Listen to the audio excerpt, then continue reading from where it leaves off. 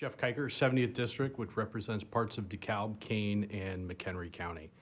I want to talk to you today a little bit about the tax situation that we have going on in the state of Illinois, and I want to paint a picture for you. So when I got into public service, my driving desire to help the people of state of Illinois is to help grow our economy. I think we can all admit and all share that Illinois doesn't tax its way out of the problems we've created. Illinois needs to grow its way out of the hole that we've found. One of the biggest issues, let me tell you a little bit of a story. One of the biggest issues that all of us hear is the issue of property taxation in the state of Illinois and how much of a burden it is even after you pay off your mortgage. In 2019, Republican legislators in the House came together and proposed a number of incentives, and one of them was the data center incentive. In my district is part of one of the data centers that landed in 2021. And I want to tell you a little bit of a story about the city of DeKalb as it relates to property taxation. So one of the biggest things that's getting missed in the discussion about taxes is how to drive down, but at the same time provide supports for our local communities and help lower the overall tax burden of the people of the state of Illinois, especially with property taxes being so large. So I want to share with you the last 5 average property tax rates from the city of DeKalb. 5 years ago, it was 11.5% on average. And this is from all taxing bodies based on EAV.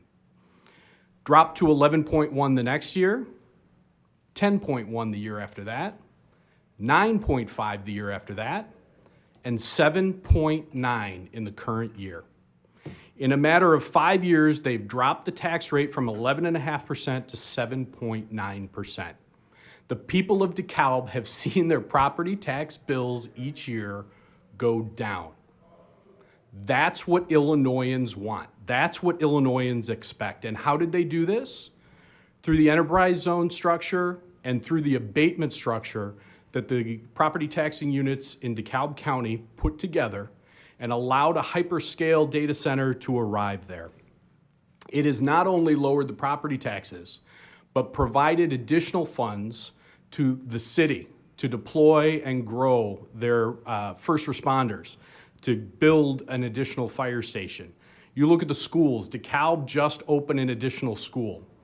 And unfortunately, I don't represent the entire area of DeKalb because I was gerrymandered out of there during the last map. So we won't go into too much depth. But that's what's possible in the state of Illinois. We need to grow.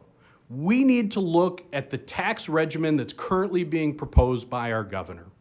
If any of you paid attention to the hearing this morning that we had in the International Relations, Trade, and Commerce Committee, we heard from both the Illinois Manufacturers President Mark Denzler, as well as Intersect Illinois President Christy George, that the proposed decoupling of the tax incentives from the federal regimen will damage and hurt the ability for manufacturers to choose Illinois, invest in Illinois, and continue to grow their employment base in the state of Illinois. We've got to quit harming all of the folks that are still here committed to Illinois. You know, during the last spring, I visited with COGFA, and I asked COGFA to run some data for me. And I asked them to look at the population of the state of Illinois as it pertains to the 6 states that we border on. And I asked them specifically, so that we had certified numbers, to look from 2010 to 2020. And the question I asked is, what is the Illinois population missing if we had grown at the average rate of just the 6 states that we touch? 10 years, not the 5 cents, the 10-year period from 2010 to 2020. Illinois' population in that 10-year period of time would have had 722,000 additional people. Of those additional people, on average, 451,000 additional people working, generating an average household income of $26,609,000,000. And with the multiplying effect, that results in a net growth of the Illinois GDP of nearly $250 million a year.